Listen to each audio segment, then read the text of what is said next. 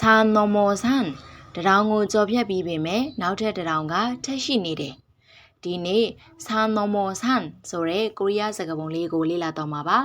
산ဆိုတာကတောင်넘어ဆိုတာကကြော်ဖြတ်တယ်တရောင်ကိုကြော်ဖြတ်ပြီးပေမဲ့လို့နောက်ထပ်တရောင်ကထပ်ရှိနေတယ်သူ့ရဲ့အဓိကဆိုလိုရင်းကတော့ပြဿနာတစ်ခုခုအခက်အခဲတစ်ခုခုကိုဖြေရှင်းပြီးသွားပေမဲ့နောက်ထပ်ပြဿနာတွေနောက်ထပ်အခက်အခဲတွေကအနောက်မှာတန်းစီပြီးတော့ရောက်နေတာမျိုးအဲ့လိုမျိုးကို산 넘어 산ဆိုပြီးတော့ပြောလို့ရပါတယ်ပို့ပြီးတော့ရှင်းသွားအောင်လို့နမူနာလေးတွေနဲ့ပြပါမယ်တကယ်လို့ရောဘုံကចောင်းသားဆိုရင်ပေါ့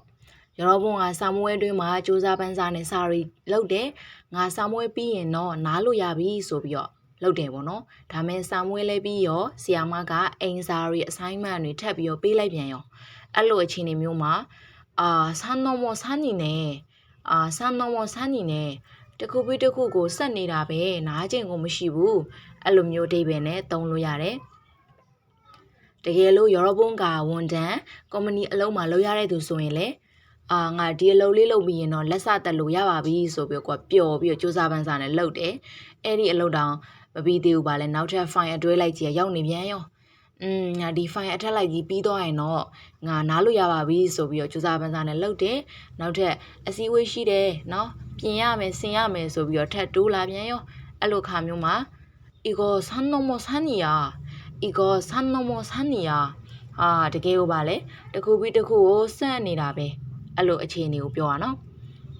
နောက်ထပ်ရောဘုံကအခုလက်တလုံးမှာဖုန်းကြကွဲထားလို့ပတ်စံနေကုန်ထားတယ်ဆိုပါစို့ငါဒီဖုန်းလေးပြင်ပြီးရင်တော့နောက်ထပ်ငွေကုန်စရာလမ်းမရှိတော့ပါဘူးကွာဆိုပြီးတော့ပြင်လိုက်တယ်နောက်ရကြတော့နောက်ထပ်ပစ္စည်းတစ်ခုကကြာကွဲပြန်ဝယ်ရနောက်ထပ်ကြတော့ဖက်နှက်ပြက်အသစ်ဝယ်ရအဲ့လိုမျိုးငွေကုန်စရာတစ်ခုပေါ်ပြီးဆိုရင်လည်းစက်တိုက်တွေဖြစ်တယ်ဆိုပါစို့အဲ့လိုမျိုးမှလည်း정말 산 넘어 산이다 정말 산 넘어 산이다တကယ်ကိုတစ်ခုပြီးတစ်ခုကိုဖြစ်နေတာပဲဆိုပြီးတော့ပြောတဲ့ခါမှာသုံးပါတယ်သူကညင်းညူတဲ့ခါမှာသုံးတဲ့စကားပုံလေးပေါ့နော်ရောဘုံရောအခုလက်တလော산 넘어 산